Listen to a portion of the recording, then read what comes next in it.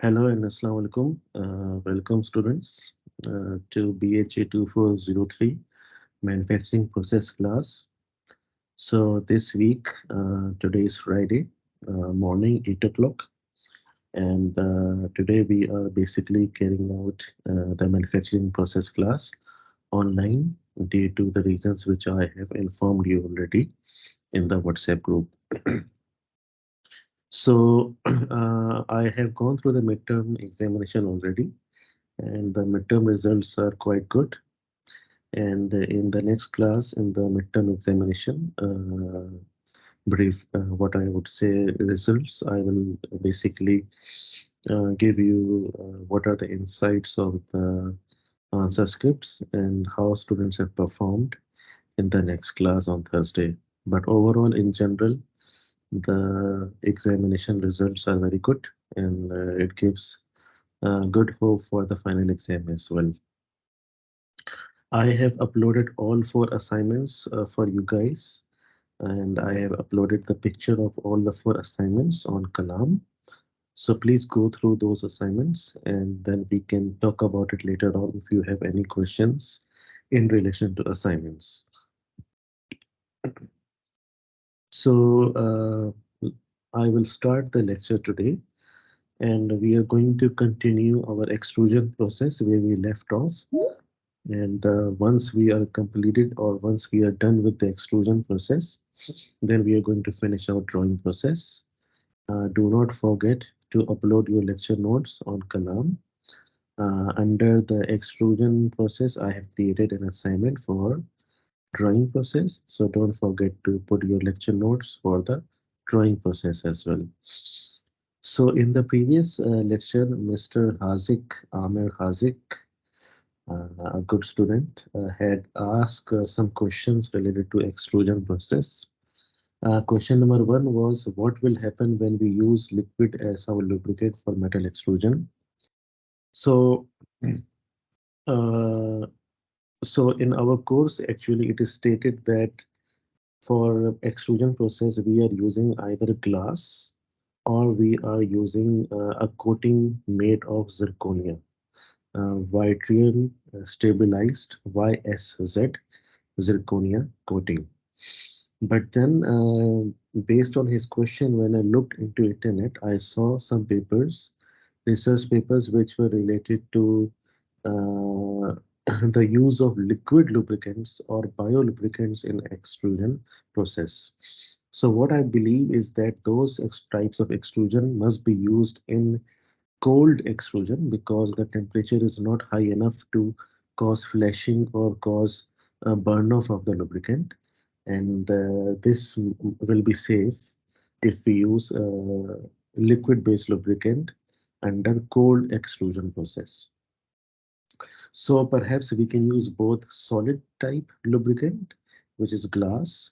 We can use a coating based lubricant, which is zirconia based ceramic coating, or we can use biodegradable lubricants, which can be used for cold extrusion process, but not in the case of hot extrusion because lubricant might react or might oxidize or might burn off during the extrusion process.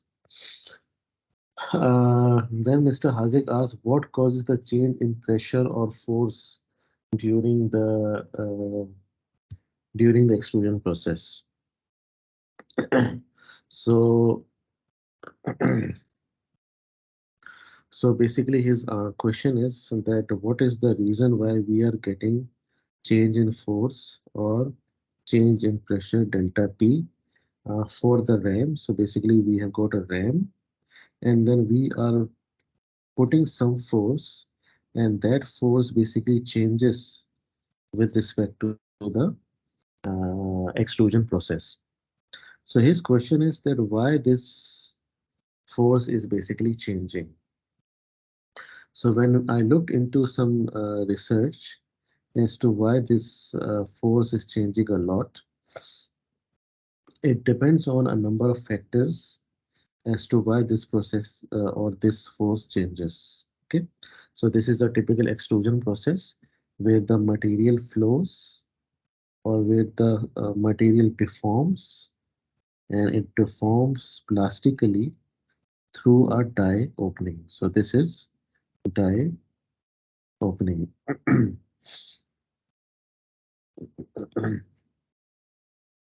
So there are a number of factors because of which the force changes. Factor number one is that of friction coefficient. Okay. Initially the billet, this is billet. Okay. The billet is in stationary condition. So when we have got stationary condition billet, and then we want to move the billet or move the uh, with the help of ram, push the billet through the die, then it has to overcome static as well as dynamic or kinematic friction, both. But as the billet moves, then only the kinematic part is left and the static part is finished. So initially the friction coefficient or the force is required is higher, which is because of the friction coefficient which is used to overcome. This is one factor. Another factor is that because we have got metal alloys,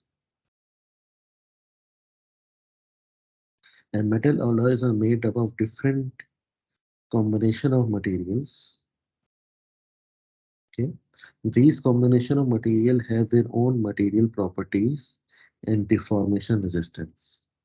So because of different deformation resistance, each material behaves separately, and the force required to deform them causes dynamic changes in the process.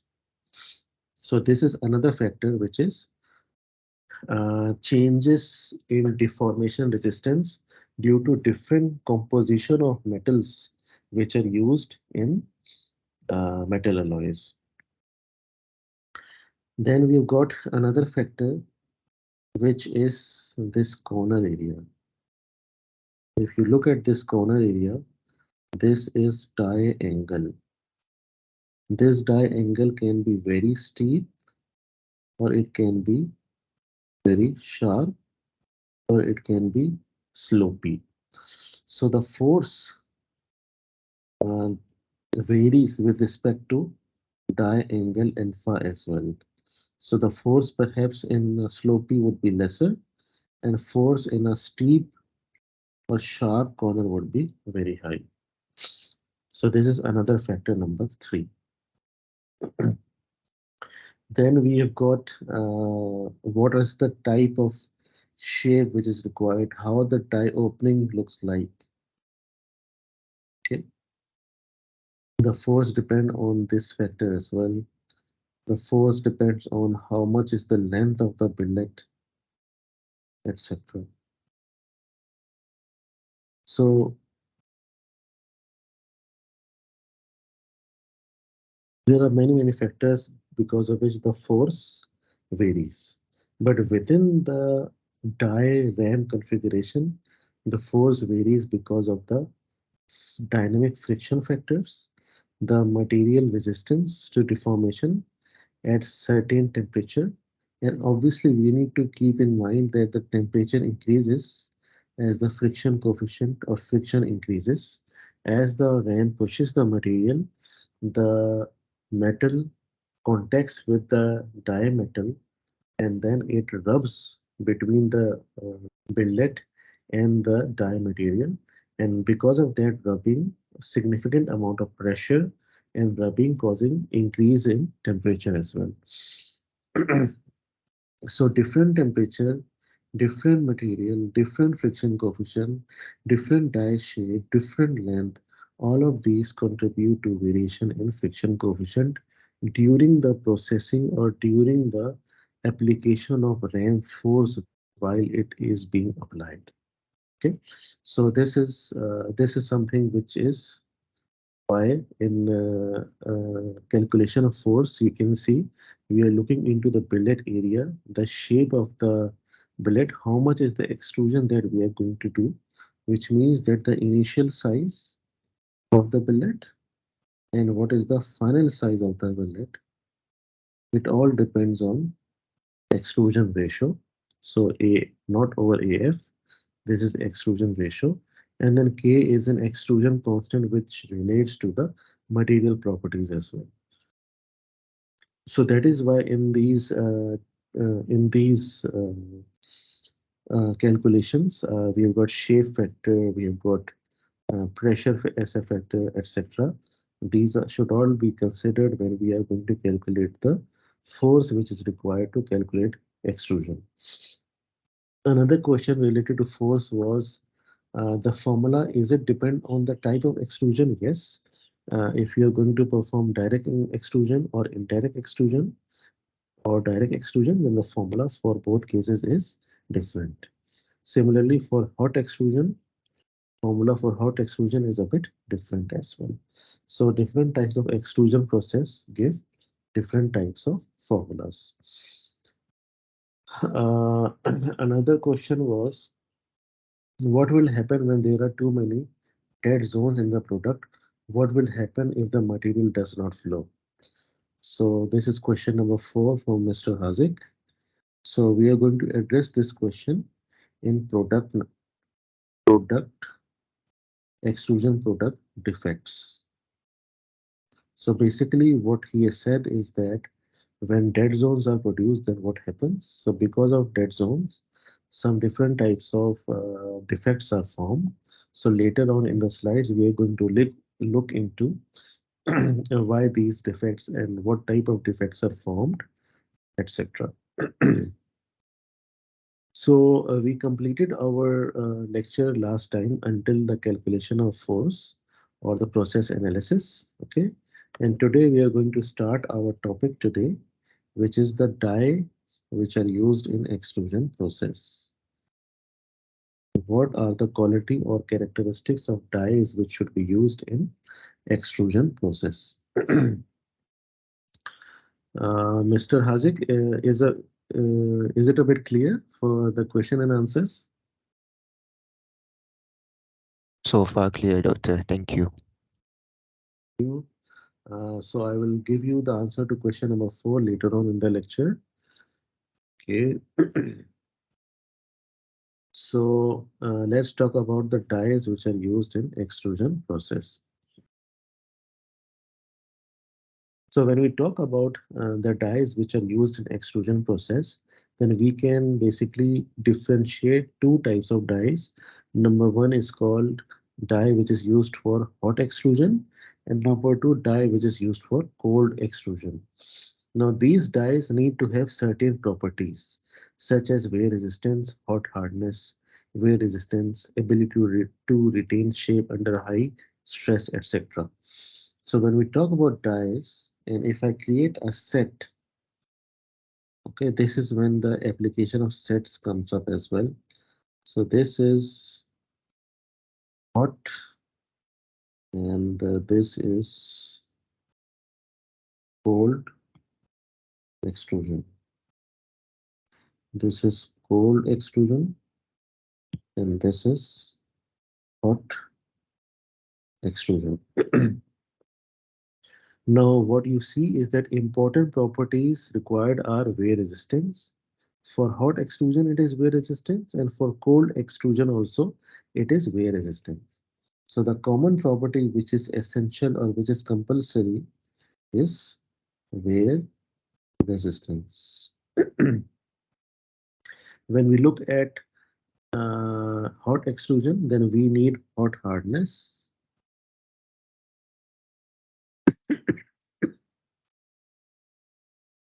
and we need high thermal conductivity to remove heat from the process.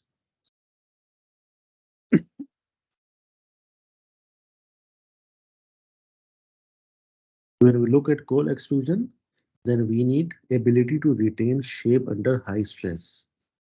So basically it is related to deformation and stresses which occur during the process. For cold extrusion, we use carbides. Okay. We use tool steel, and then for hot extrusion also we use tool steel.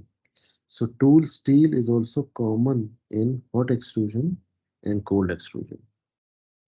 But in hot extrusion, we use alloy steel as well, but in cold extrusion we use carbide. So what are these carbides? Carbides are ceramic materials which are very hard. Their hardness ranges from 1500 to 4000 HV because hardness, including diamond.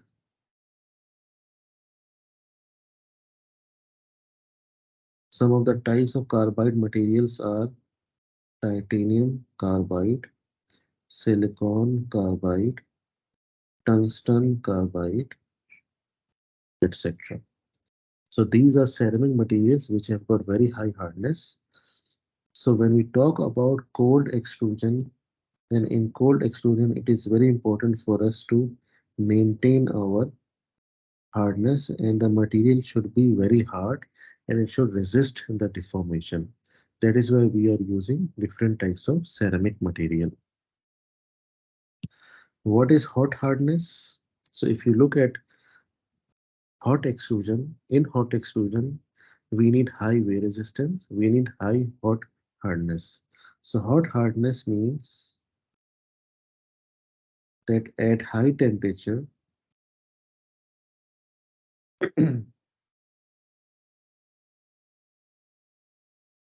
the hardness is maintained.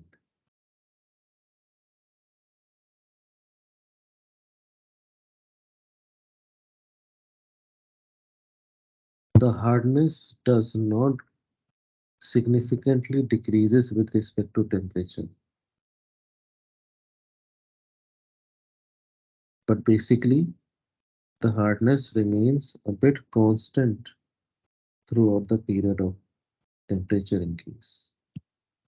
So this is hot hardness and this is not hot hardness.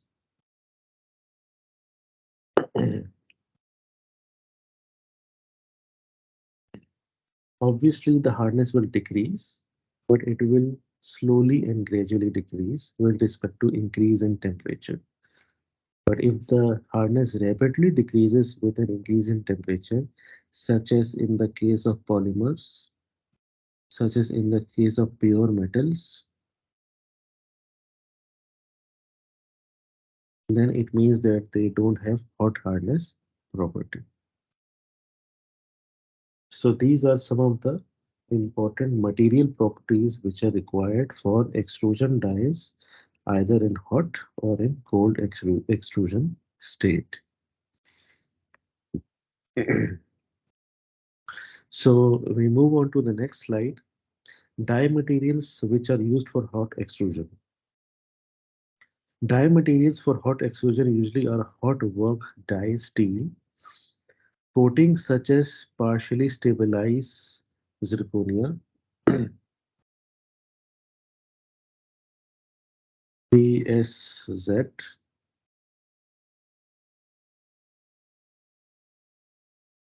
partially stabilized zirconia is used to the die. It is applied to the die. It is coated to the die to improve its or extend its life. So basically what happens is that this is my die and this die has tool steel. It is made up of tool steel and I'm going to do a coating of zirconia, partially stabilized zirconia, PSZ, on top of the tool steel to protect the tool steel from wear and to improve the insulate the tool steel from high temperature,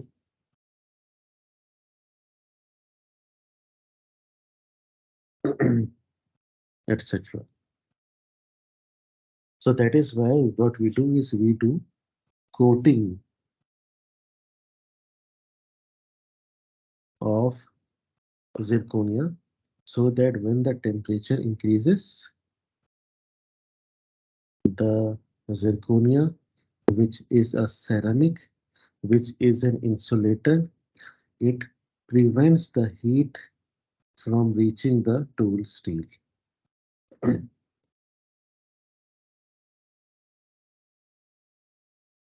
Partially stabilized zirconia is also used for hot extrusion of tubes and rods. Typical extrusion die configurations are produced, which are given. So, in this type of extrusion dies, they are used for non-ferrous metals, and then these types of extrusion dies, which have got high extrusion angle, they are used for metals, for ferrous metals, perhaps. Yes. And here is an example of a T-shaped die, which is made up of hot work steel. This is made of steel, and it is used with molten glass as a lubricant. So in it, the pencil shows that they are going to coat molten glass, and then it will be used to coat the interior surface of the die, so that as the billet moves on, the friction coefficient is reduced. So the function of lubricant is basically to improve the flowability of the metal, to improve the deformation characteristics of the metal, and reduce the friction coefficient at the die and billet interface. Next, so as we were talking about lubrication, so here is an example of why lubrication is important. Lubrication in hot extrusion is important because it helps in the material flow. It improves the surface finish and integrity. It affects the product quality, okay, the surface quality of the product, and then it controls the extrusion forces which are generated as the ram applies pressure. Glass is an excellent lubricant for steel and stainless steel and high temperature metal and alloys.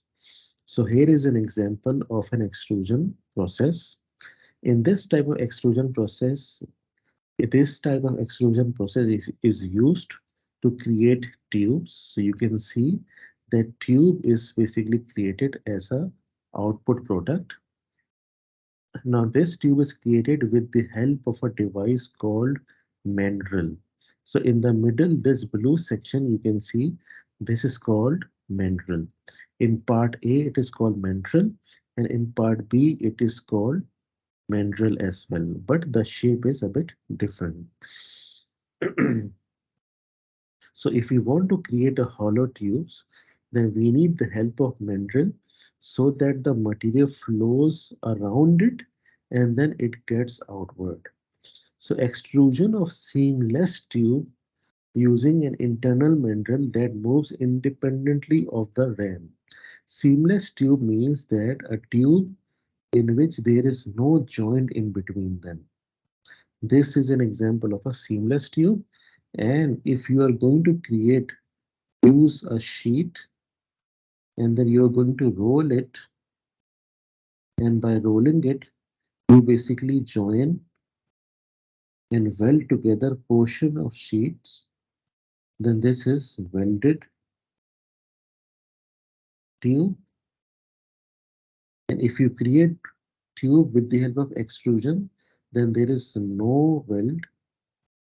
This is called seam. So there is no weld, there is no seam. That is why it is called seamless. Seamless tube. So remember, there are two types of tubes. One is seamless and one is welded. In welded, you basically weld portion of plate, you roll them, and then you weld together the plates to create a pipe. Whereas in seamless tube, we use extrusion with the help of a mandrel, and then with the help of that mandrel, we can create extruded tubes. Now you can see that this mandrel is inside the ram. The ram is enclosed, the ram is enclosing the mandrel. So here the internal mandrel it moves independently of the RAM. So this mandrel moves independently of the RAM. And then we've got another type using a spider die to produce seamless tube. So last time we talked about different types of dies as well. And spider die is one of the die type with the help of which we can produce hollow sections. So what is the function of mandrel in both cases? The function of the mandrel is that it pierces a hole into the billet.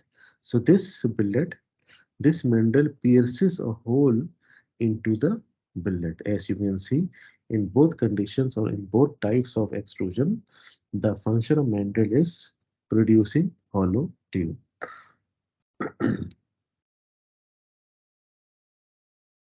So one of the questions was by Mr. Hazik, what will happen when there are too many dead zones in the product? So we talked about dead zones in the last class as well. Flow patterns, these are different types of flow patterns. As the friction increases, then more dead zones are created. So in pattern number one, we've got low friction, and this is a case of indirect extrusion. In pattern number B, we have got high friction at the billet chamber interface. In pattern number C, we have got very high friction, or or there is significant amount of cooling which occurs, which solidifies the material faster on the outer region of the billets in the chamber. Now, this type of pattern observed in metals whereby their strength increases rapidly with decreasing temperature, but it leads to a type of defect called pipe or extrusion defect. So the flow or the dead zones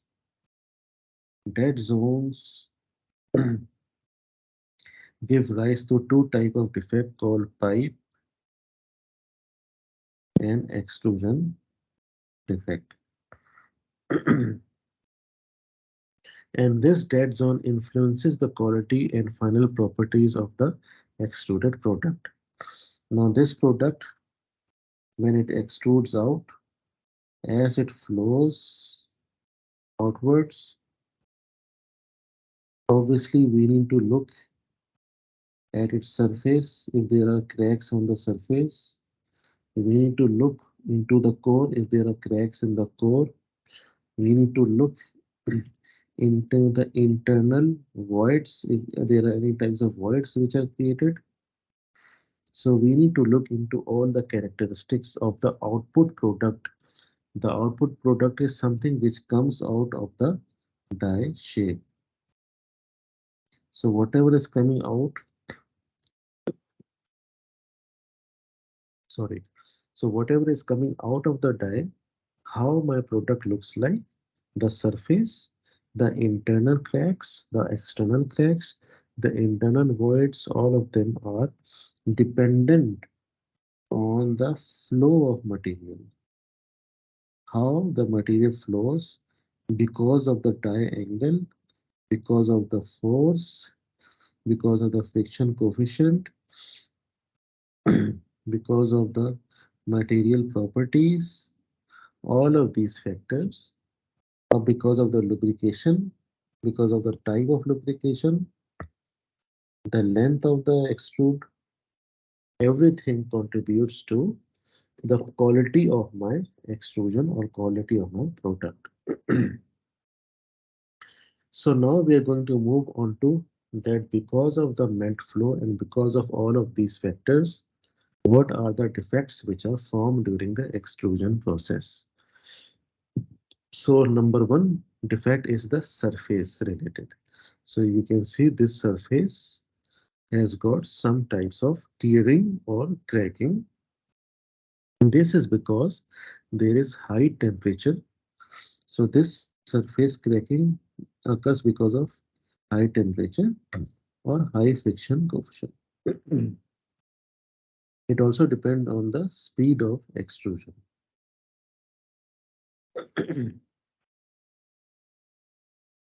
It may occur at lower temperature when the extruded product temporarily sticks to the die. So there is one exceptional case when at initial extrusion process or during the initial stages, the metal sticks to the metal, perhaps maybe due to improper lubrication or improper coating. Next type of defect is called piping defect. Piping defect is basically a sinkhole, this type of sinkhole or something similar to this voids that are created at the end of the billet under direct extrusion. During the metal flow pattern, products tend to draw surface oxides or impurities towards the center of the billets. So essentially what is happening is that as the metal is flowing, there are oxides on the surface, and these oxides slowly get at the center and they get into the extrude material, causing piping defect. Occurs as much as one third of the extruded product length. So if this is my extrude, then this defect can occur to about one third of the length of the extrude. So this is L. So this product or this type of defect can be seen till L by 3.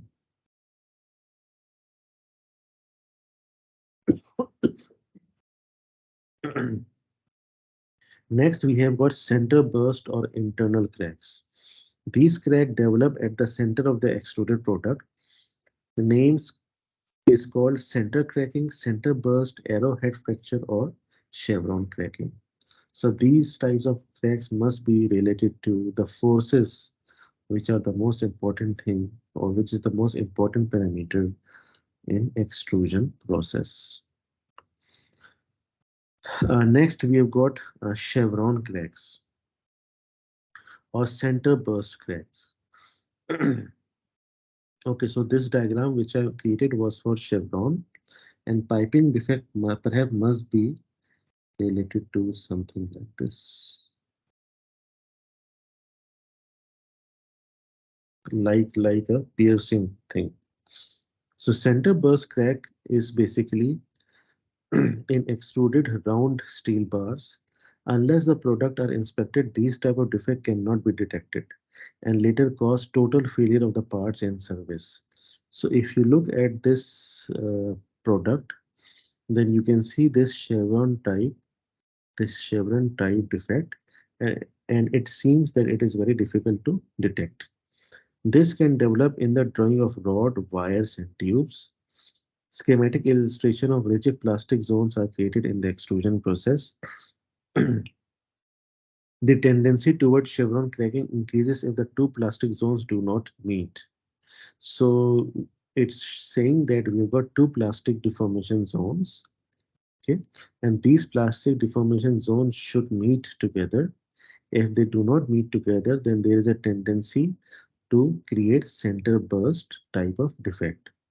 Note that the plastic zone can be made larger by either decreasing or increasing the die angle or increasing the reduction in the cross section or both.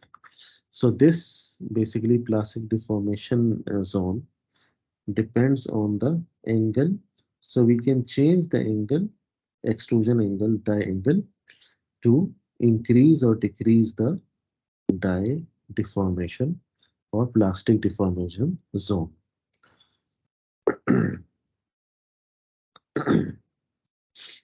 So extrusion of metal and plastics, there is a certain difference. Last time, if you remember, then in plastic extrusion, we simply put plastic pellets and they are heated and they move forward under pressure and they are injected into the die and then the extrudate comes out. Whereas in metal extrusion, we have a billet and then the ram forces the billet through a die opening. So there's a bit of difference in the metal and plastic extrusion process. So this was all about extrusion process. So we are going to move on to the next part, which is the drawing process.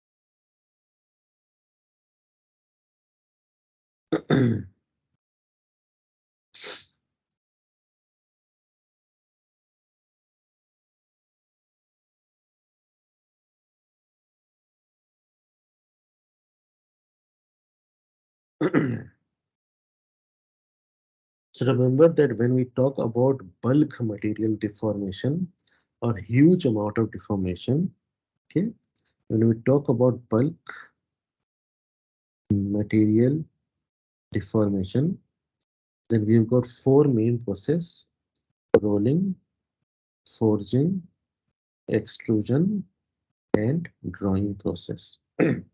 So we are going to cover the last part of bulk material deformation, in which we do significant amount of deformation to create a product. So these types of operations are based on deforming bulk amount of material. So in manufacturing process, in shaping process, we've got four types: solidification, which was about casting. So solidification relates to casting, and plastic processing, such as injection molding and extrusion process of plastic. Then we've got, this is shaping process. Then we've got particulate processing. This is not covered in process, and this is related to powder metallurgy.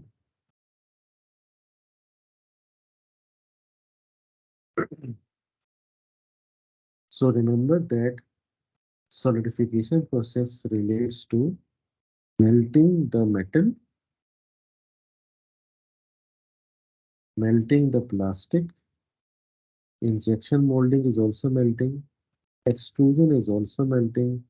Casting is also melting. So it's all about melting and then freezing or solidifying the material. This is one way of shaping process. Second way of shaping process is particulate processing, joining a lot of powders together under pressure. This type is called particulate processing or powder metallurgy, something not covered in your course. And last but not, and then second, we have deformation, which is rolling, forging, extrusion, and drawing. There are other additional processes as well. And then last but not least, we have got material removal process. So we move on to the last part of our deformation process, which is drawing or wire or bar drawing process.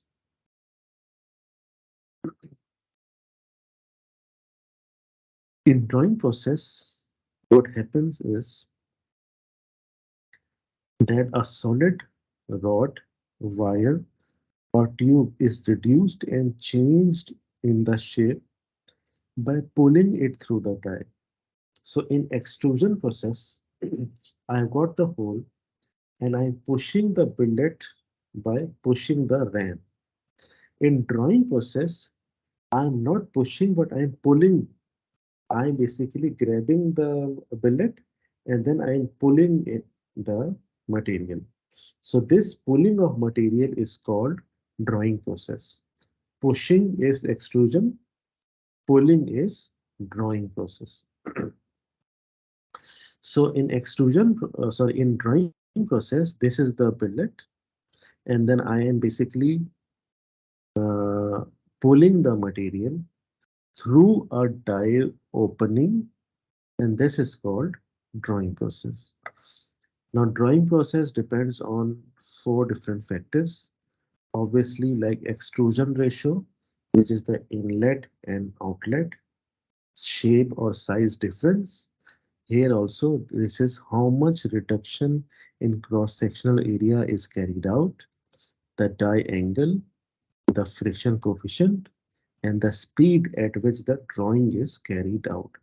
So these are the factors on which drawing process mainly depends. So here is an example of the process variables which are important in a drawing process. Here is an example of a die which is used in drawing process, in which a rod or a wire is produced having a final area AF. So initial billet area is A naught, and as it is drawn through the die having a certain die angle, then we get a wire or rod having a final area AF. So when we talk about drawing process, the die angle alpha, the reduction in cross-sectional area AF over A naught, the speed, the temperature, the lubrication, all of these factors affect the drawing force. The drawing force, hence, it depends under ideal frictionless condition can be calculated by force is equals to flow true stress, y is equals to true stress average times final area multiplied by ln initial area over final area. This is when we ignore the friction coefficient. But this should not be the case. We should consider friction coefficient. So when we consider friction coefficient, then we include the alpha, the die angle, as well as the friction coefficient mu, mu, mu. So successful drawing operation require careful selection of process parameter, such as reduction in cross-sectional area should be less than the 45% from the original dimensions. So essentially A naught over AF, sorry, AF over A naught, no, A naught over AF over A naught. AF over A naught should be less than 45%. Condition number one. Condition number two, the drawing speed should vary from, I think this is 12.5 or 1.25, 5 to 50 meter per second. And then condition number three, different materials should be drawn at different temperature. So the speed of the drawing as well as the force of the drawing should be depends on the material properties such as yield strength, tensile strength, modulus of elasticity, strain, etc.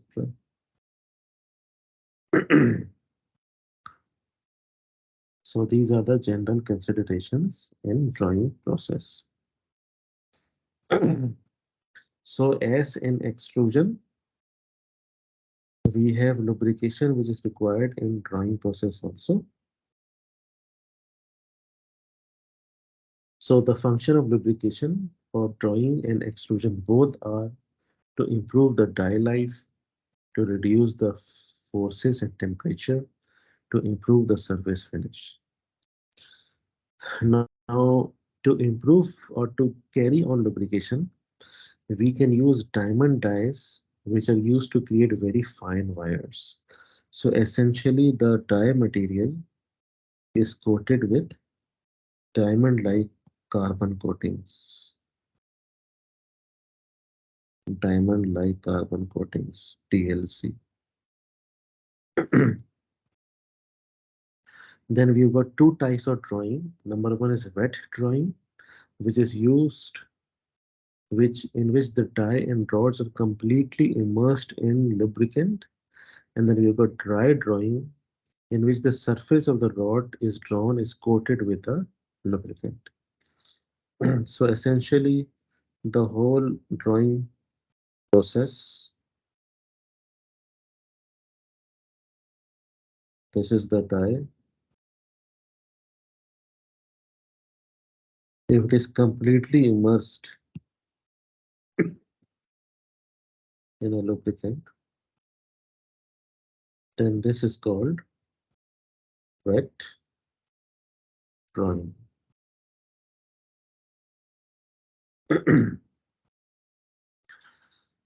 Coating such a rod or wire is coated with soft metal that act as a solid lubricant. So we can also coat soft metals such as lead, maybe copper, etc.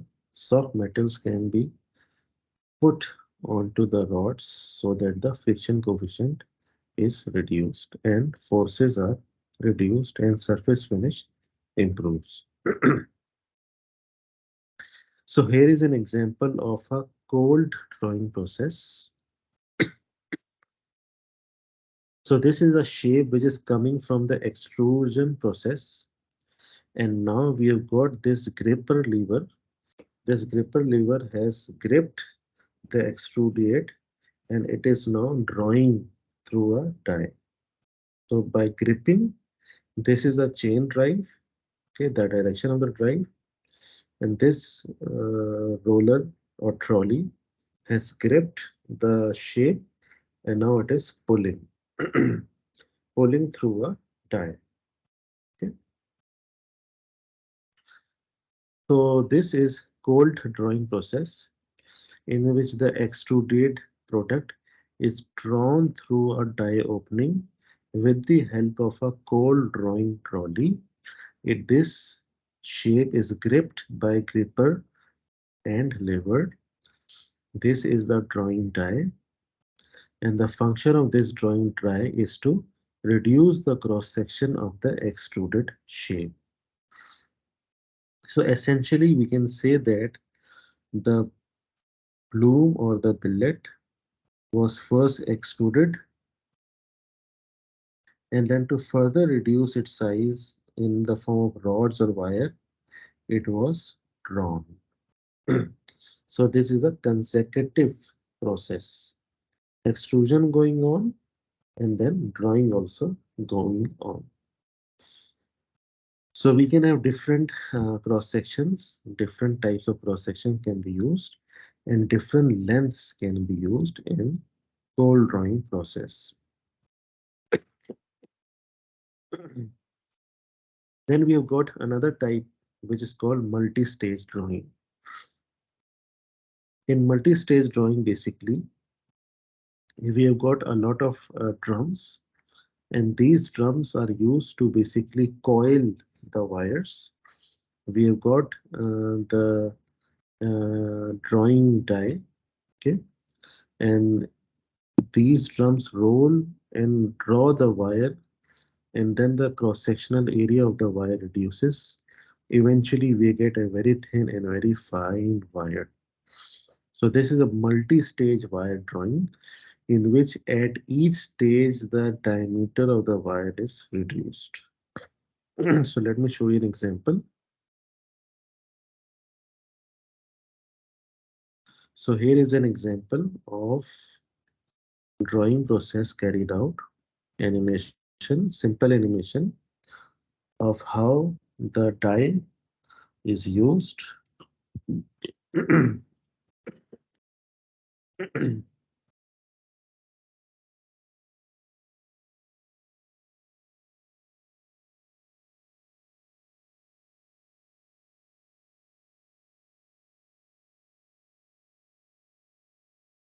think this should be, yeah.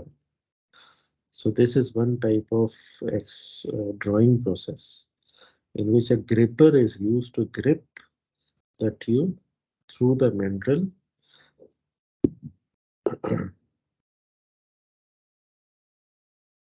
and it pulls the tube outwards of the die.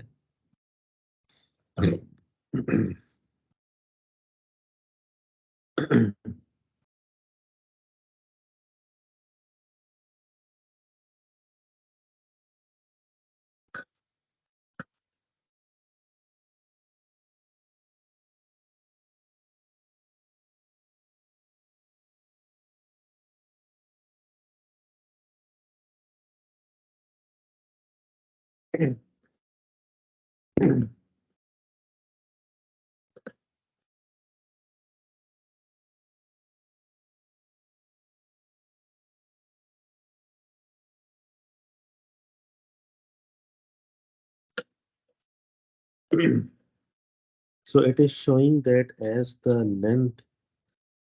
diameter decreases, the length increases. And this is basically called capstan. Basically, it holds the roll and it draws the wire through the die. So the wire is drawn with the help of a rotating capstan, and the wire rolls onto the capstan.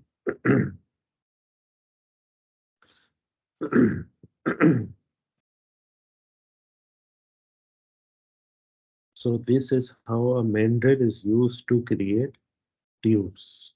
In this we are going to learn about the different kind tube of drawing process. What is tube drawing process? It is a process in which a larger hollow cylinder or tube or pipe diameter is shrink into smaller diameter of hollow cylinder or tube by drawing through a die. This process is often done after hot working of tubes so that we can get good surface finish and other benefits. What are the types of tube drawing? Tube sinking. In this process, a tube is simply drawn through a die to reduce its outside diameter and inside diameter. As you can see, there is no internal support is provided inside, so the surface finish produces inside the pipe or tubes are uneven due to that surface thickness increase. Fixed plug. In this process, a mandrel is provided inside the tube. In this, the mandrel plug is fixed at its position. This provides a better surface finish in inside diameter. This process is use limited because long tubes can't be drawn and area reductions are limited in this kind of process. Floating plug or mandrel. In this process, a floating mandrel or plug is used. In this case, the position of the plug or mandrel is controlled by the tangential and normal forces of the tubes or pipes of the material. The friction force in the floating plug/mandrel is more than the fixed plug. Moving mandrel. In this process, both the tube and mandrel are moved together from the die. It produce high quality tubing with very good dimensional accuracy. What are the advantages of the tube drawing process? High surface finish. Good mechanical properties of the tube due to the strain hardening effect can produce thin and smaller diameter tubes. Good dimension tolerance. Irregular tubes shapes can be produced by this method. Make sure to follow us on. So these were some of the uh, types of drawing which is carried out. And if you want to look at the magnitude or scale of how big a drawing process, how large the industry looks like, one drawing platform, then you can see in this diagram that it involves a lot of machines and lot of equipment is required to basically perform the drawing operation smoothly. And we were talking about wire drawing and capstans, different types of capstans. Removal of the iron oxide layer, the wire is lubricated. A powered capstan draws it through a die, reducing the diameter. Further reduction can take place using extra dies. The drawn wire is finally wound on a spool. This transformation elongates the wire. 1 meter of 5.5 millimeter wire rod can be drawn to 30 meters with 1 millimeter diameter, or 484 meters with 0.25 millimeters diameter. The process increases the tensile and yield strength while reducing ductility. So this is how a wire drawing takes place with the help of drums or capstans. And then as the area of the wire decreases, at each drawing die, then the length increases and the diameter decreases. The hardness increases, the tensile strength increases, but the ductility or the strain decreases. So this is basically an example of a multi-stage drawing process used to create copper wires for electrical wiring. And in a single configuration, we can incorporate about 15 or more drums, depending on the material and the size of wire that I want to produce. So what are the different types of drawing defects which are observed? Drawing defects are similar to extrusion defects such as the piping, such as the surface, such as the center burst, etc. Other examples of drawing defects can be seams, which are longitudinal scratches, or residual stress which remains in the drawing, essentially wire. So if you've got a lot of stresses, okay, tensile, compressive, then they can create problems in the later stages when the material is used in practical applications. So this was the end of chapter for drawing operation as well. So this was the end of bulk material deformation or essentially forging, rolling, extrusion, and drawing process.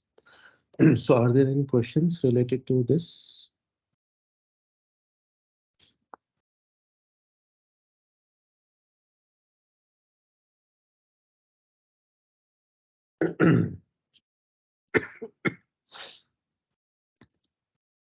If there are no questions, then I would like to give you a brief overview of the assignments. So please go to your Kalam. On Kalam, go to your subject. Okay,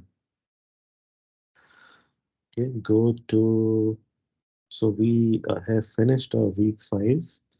So please upload your notes, lecture notes on week 5, notes drawing. We move on to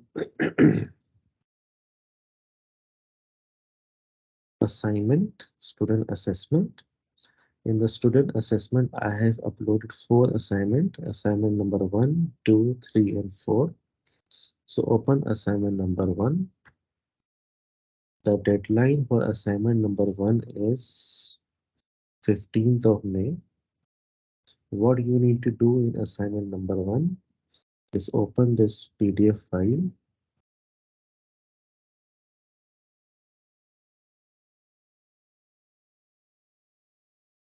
Okay, so this PDF file is open. Now you go to assignment. Every student has to submit a handwritten assignment. The assignment needs to be submitted individually. So this is not a group assignment. What is the requirement? Students are required to explain and describe the essential terminologies which are highlighted in slide number 3.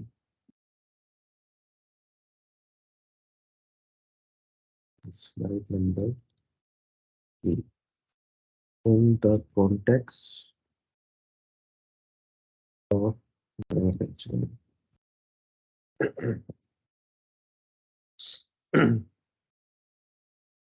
So what you need to do is you need to take out pen and paper later on. Open this assignment number 1. Okay, it should be handwritten. Okay, so open this assignment. Go to slide number, page number 3, and you can see these are the terminologies: design for manufacturing, operations technology, AI and machine learning driven generative design. So what you need to do is 1, 2, 3, 4, 5, 6, 7, 8. So you need to define these 8 properties using data available on internet.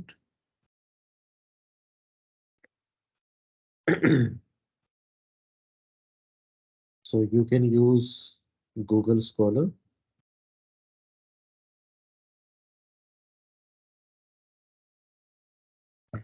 You can use Chat GPT. You can use Autodesk to define these 8 terms or 8 properties in the context of manufacturing.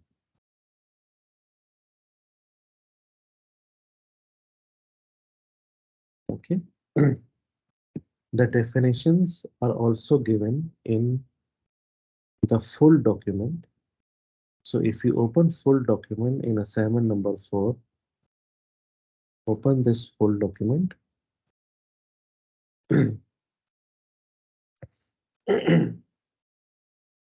So you can get information on the definition of these terms in the later part of the document also.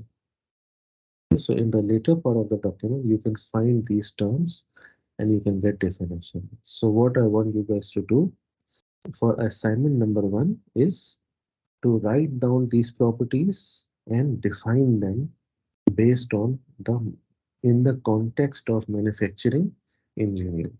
Okay. You can also define them in the context of automotive manufacturing engineering.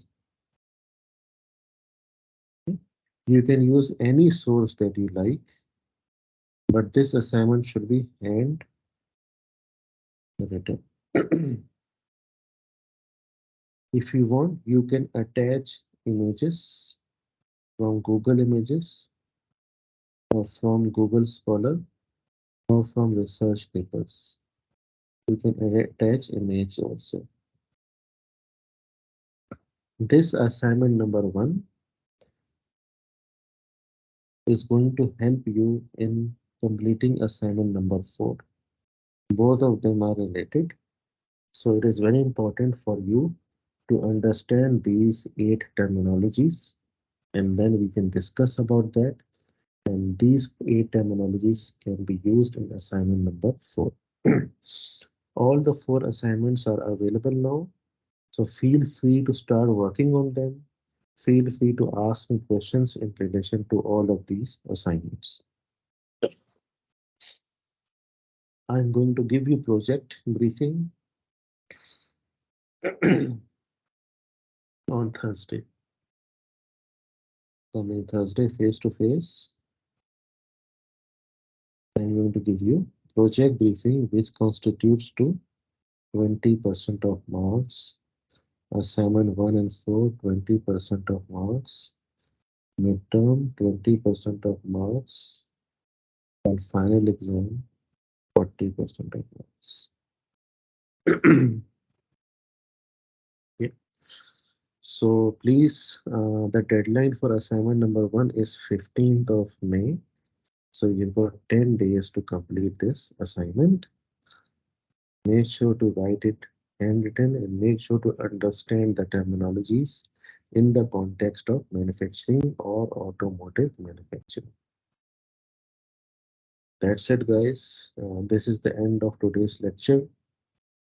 Do you have any questions related to the lecture or related to the assignment? Please do ask.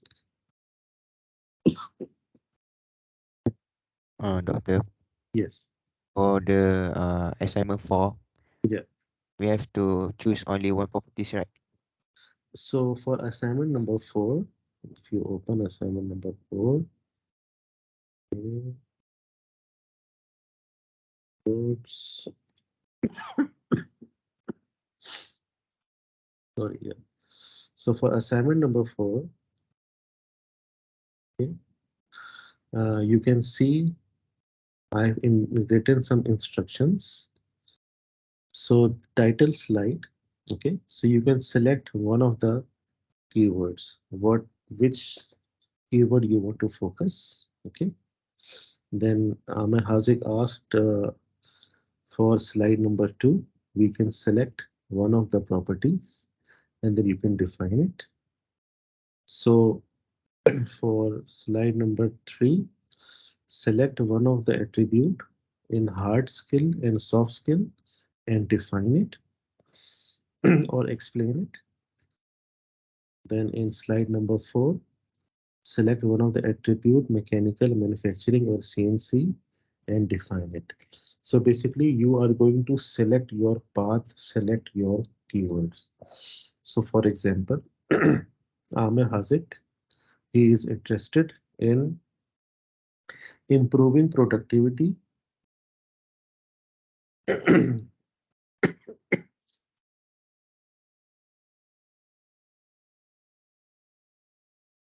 so his slide will be, first slide will be improving productivity, and then he will move on. He will say that I will improve my productivity through AI and machine learning. Okay, so he will have to define what he means by improving productivity in manufacturing. Then he will need to define what is AI and machine learning in manufacturing. Then he moves to slide number 3. In AI and machine learning, he is going to see whether he is in the hard skill or he is in the soft skill. So he will have to define AI and machine learning in the hard and soft skill cloud under the umbrella of whether can be used to optimize, etc. Then we move on to 4. Then he has to select whether he wants to become a mechanical engineer, or he wants to become a manufacturing engineer, or he wants to become a CNC machinist. Okay, so if he wants to become these things, then what are the qualities that he need to have? Okay, so I have written the qualities that you should have, he needs to have. So he will have to define, okay, in mechanical engineer, I will have to use my AI and machine learning skills for these types of keywords, for these improving these processes, etc.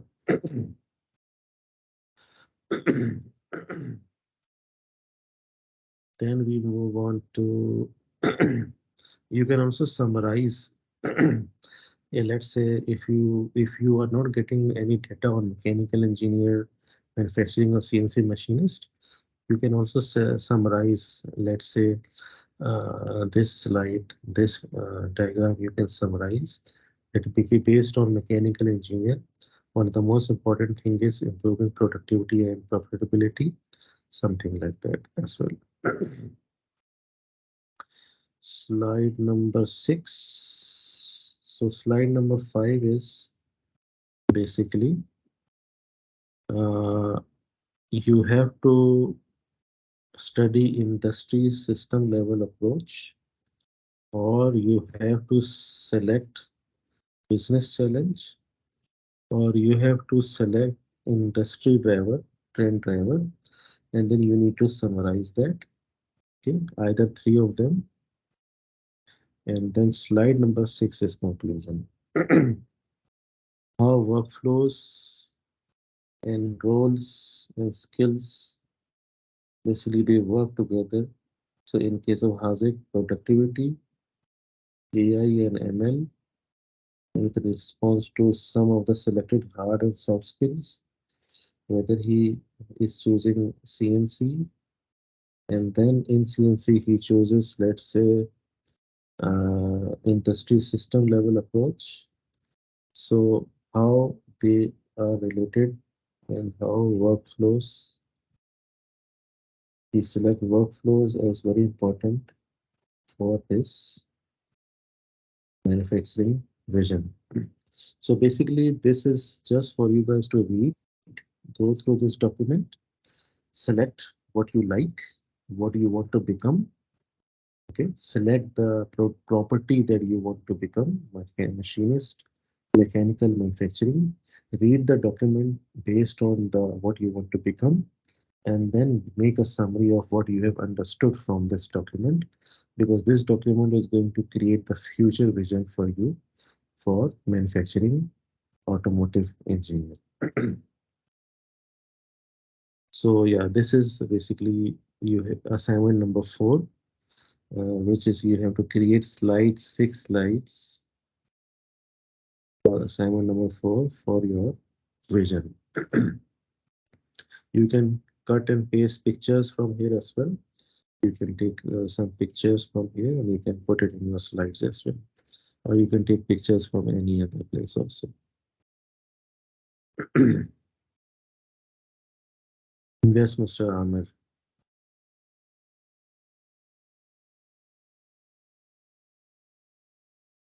Clear. So yeah, so this is about assignment number 4, assignment number 1. Assignment number 2 and 3 is also available. So if you have any questions, we can discuss on Thursday about 3 and 2. Any other question, guys? No questions. Okay. So thank you for being with me. And I will see you face to face on Thursday morning, 8 o'clock, hopefully. So see you in the next class. Thank you for being with me and thank you for listening to the lecture. Don't forget to upload your lecture slides. Thank you. Sorry, your lecture notes. Thank you, Doctor. Thank you.